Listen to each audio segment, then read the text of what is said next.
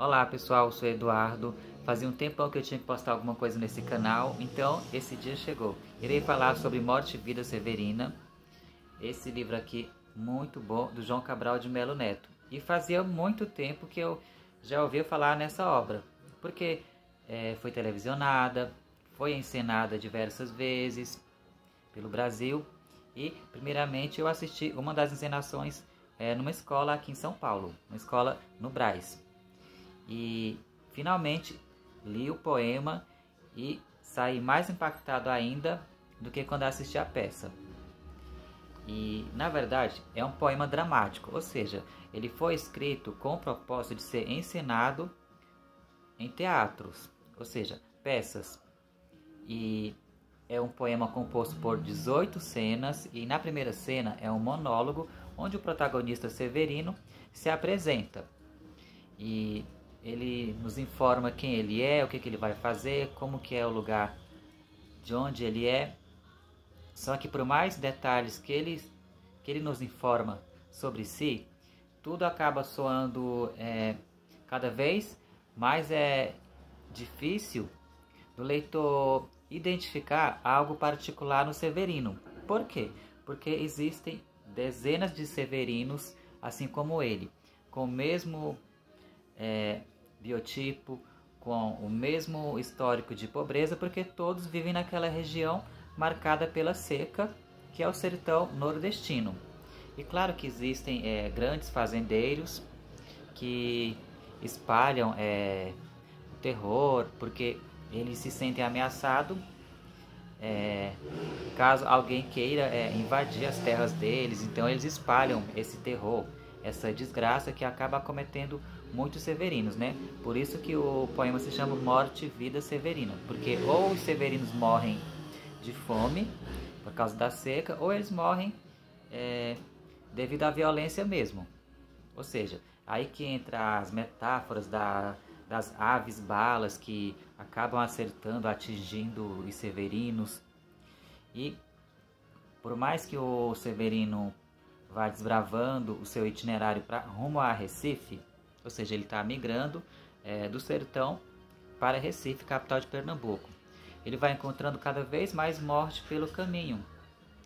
Então é bem trágico, tem cenas muito trágicas onde por mais que ele tente encontrar alguma esperança, essa esperança só vai se realizar no desfecho. Ou seja, aí que entra a vida, né? Morte e Vida Severina. É um título que traz uma antítese e devido ao desfecho esperançoso, ou seja, uma nova vida que surge dando esperança, por mais que seja uma vida severina, mas é sempre uma vida que significa esperança.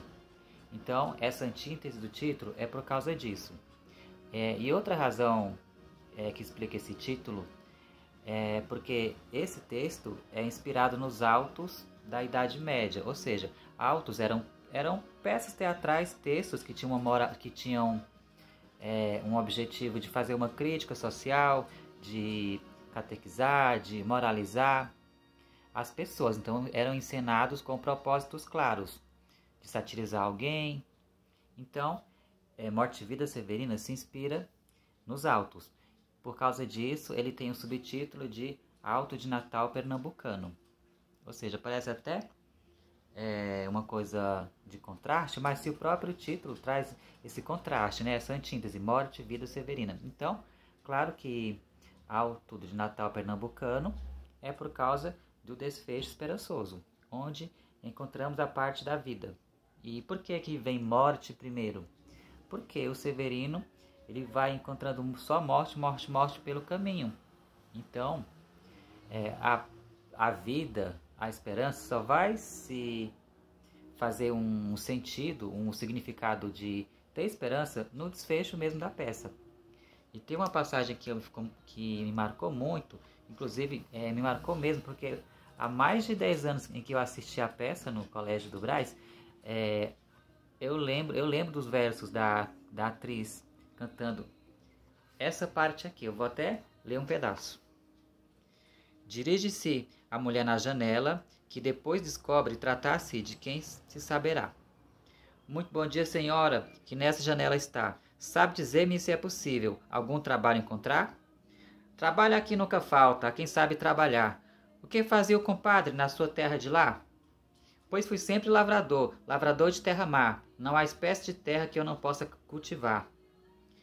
Isso aqui de nada adianta, pouco existe o que lavrar, mas diga-me, retirante, o que mais fazia por lá? Também lá na minha terra, de terra mesmo pouco há, mas até a calva da pedra, sinto-me capaz de arar. Também de pouco adianta, nem pedra há aqui para amassar. Diga-me ainda, compadre, que mais fazia por lá? Conheço todas as roças, que nessa chã pode dar, o algodão a mamona, a pita, o milho, o caroá. Esses roçados do banco já não quer financiar, mas diga-me, retirante, o que mais fazia por lá? Melhor do que eu ninguém, sabe combater quiçá, tanta planta de rapina que tenho visto por cá.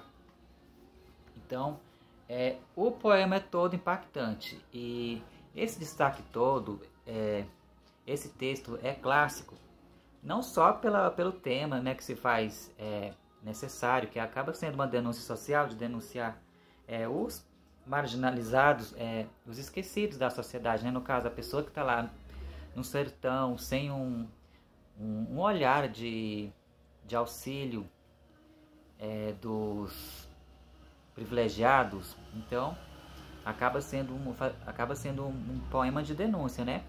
Por dar voz aos pobres, aos sertanejos.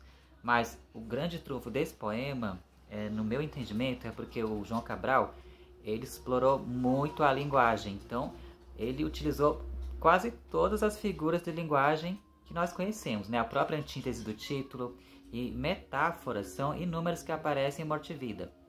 A literação, que é a repetição de um som consonantal, então no caso é a consoante M, quando naqueles trechos, e essa morte foi matada ou foi morrida, irmão das almas. Então, esse texto, ele bebe muito na fonte do cordel, claro, né? É um texto onde o cenário é o sertão nordestino, então o cordel ficou muito popular no Nordeste. E é realmente uma leitura muito impactante.